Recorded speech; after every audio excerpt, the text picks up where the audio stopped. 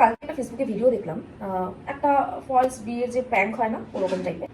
তো সেখানে যারা অ্যাক্ট করেছে তারা যতদূর সম্ভব মুসলিম ধর্মের একজন ভাই আর একজন বোন।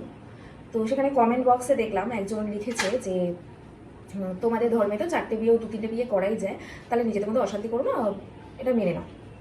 এই যে এরকম একজন বক্তব্য রেখেছে। আমার সেটা নিয়েও কোনো বক্তব্য নেই, আমার ভিডিওটা নিয়েও কোনো বক্তব্য নেই। সেখানে আরেকজন মুসলিম বোন এসে লিখেছেন যে তোমাদের কৃষ্ণ তো 16,000টা বিয়ে করেছে, তোমরা আবার কাকে বলছো?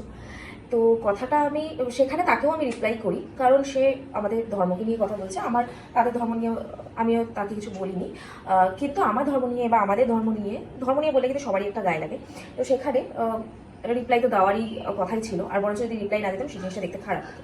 মানে নিজের ধর্মকে তাহলে আমি নিজেই রেসপেক্ট করতে পারতাম না। যাই হোক, যেই মেয়েটা বলেছিল কমেন্টে যে তোমাদের ধর্মে তো 4টে বিয়ে চলে, এবারে 2-3টে বিয়ে চলে, এরকম সামথিং সেই মেয়েটা হয়তো জানতো না, নিজে হিন্দু হয়েও জানতো না, কিন্তু আমার মনে হয় সবার জানা উচিত।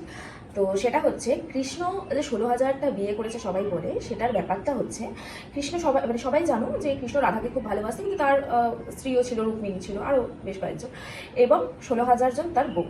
এবার কেন 16,000টা বউ, তার কারণ যে আজকে বলি, যারা জানো না তারা জেনে নাও এখান থেকে, যাতে পরবর্তীকালে রিপ্লাই করতে পারো, এবং তোমাদেরও জানা দরকার আছে। সেটা হচ্ছে একজন অসুর 16,000 নারীকে অপহরণ করেছিল, যেটাকে আমরা অপহরণ বলি, তো সেরকম তুলে নিয়ে গেছিল।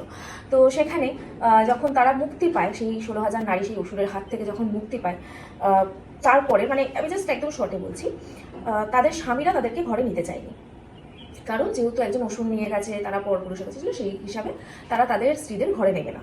এবার তখন তাদের কি রাস্তা? তখন তাদের একটাই রাস্তা হচ্ছে, ছেলে এসে গেছিলো তাই মাঝখানে একটু কাট দিতে হলো। সেটা হচ্ছে, তো তখন 16,000 নারীকে কি করতে হতো? আত্মহত্যা করতে হতো, তাই তো? তখন কৃষ্ণ তাদেরকে বিয়ে করে, এবং শুধু তাদেরকে বলে দেওয়া হয়েছিল, মানে কৃষ্ণ বলে দিয়েছিলেন যে আমি তোমাদেরকে আমার নাম দেবো, মানে স্বামী হিসাবে যে কৃষ্ণের স্ত্রী, এই নামটা তাদেরকে দেওয়া হবে, কিন্তু তাছাড়া তারা আর কোনো রকম কোনো চাহিদা কৃষ্ণের উপরে রাখতে পারবে না, মানে কোনো শারীরিক নয়, কোনো কিছু নয়, ঠিক আছে?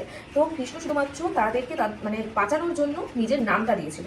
এরকম নয় যে 16,000 মেয়েকে বিয়ে করে তারপরে তাদের সাথে নোংরামি করেছে, এটা কিন্তু এই কনসেপ্ট নয়, ঠিক আছে? যারা বলে না 16,000 বিয়ে করেছে, 16,000 বিয়ে করেছে, জাস্ট 16,000 নারীকে বাঁচানোর জন্য কৃষ্ণ তাদেরকে নামটা দিয়েছিল। তো একটু জেনে তারপর আমার মনে হয় সবার বক্তব্য রাখা উচিত, কারণ এরকম টাইপের অনেক কমেন্টই দেখি, বাংলাদেশিরা করে, এরা করে, তারা করে। কারণ কোনো মাথা খারাপ মানুষকে তো আমি বোঝাতে পারবো না, বাট যারা আমাদের ধর্মে জানে না, মেনলি হচ্ছে তাদের জন্য এই ভিডিওটা।